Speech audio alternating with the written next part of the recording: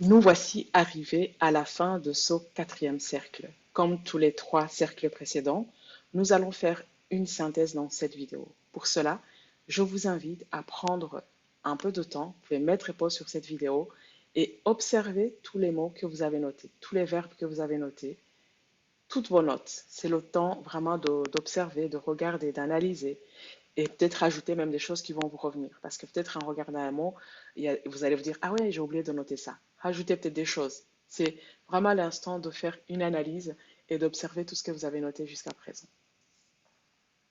Ça, c'est la première étape.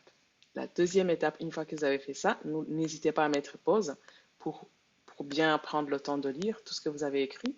Deuxième étape maintenant consiste à, encore une fois, relire toutes vos notes, mais cette fois-ci, surligner tous les mots qui font sens pour vous.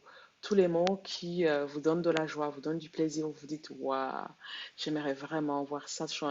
Voilà ce que j'aimerais bien vraiment voir ça changer dans le monde, ce à quoi j'aimerais vraiment contribuer, ce dont le monde a vraiment besoin, cette cause qui me tient vraiment à cœur. Mettez tout ça en fluor, ok? Donc ça, c'est la deuxième étape. Ensuite, la troisième étape, une fois que vous avez fait cette deuxième étape, de tout mettre les mots qui vous font vibrer en fluor, donc surligner. Troisième étape, c'est de, encore une fois, relire tous les mots que vous avez mis, vous avez surlignés, et en extraire 7 mots principaux et donc essentiels pour vous, qui vous font vraiment le plus vibrer, qui vous donnent la chair de poule, qui vous donnent envie de dire, ah waouh, c'est ça, j'ai vraiment envie de contribuer à ça, ça me tient vraiment à cœur, j'aimerais vraiment voir ça changer dans le monde. Donc, c'est 7 mots essentiels pour vous. Une fois que vous avez fait cette étape-là, la suivante, l'avant-dernière, c'est de classer, de donner une note de 0 à 10 à chaque mot, à chacun de ces 7 mots.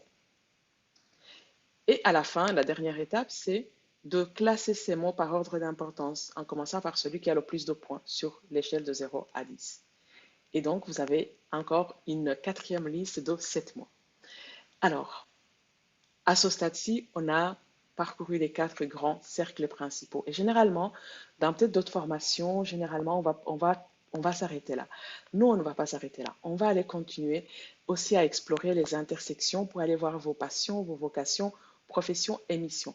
Et donc, vous allez voir que les 7 mots que je vous ai chaque fois demandé à chaque étape d'extraire, de les mettre de côté, nous allons maintenant commencer à les utiliser pour aller justement identifier vos passions, vocations, professions et missions pour au final venir trouver quel est votre Ikigai.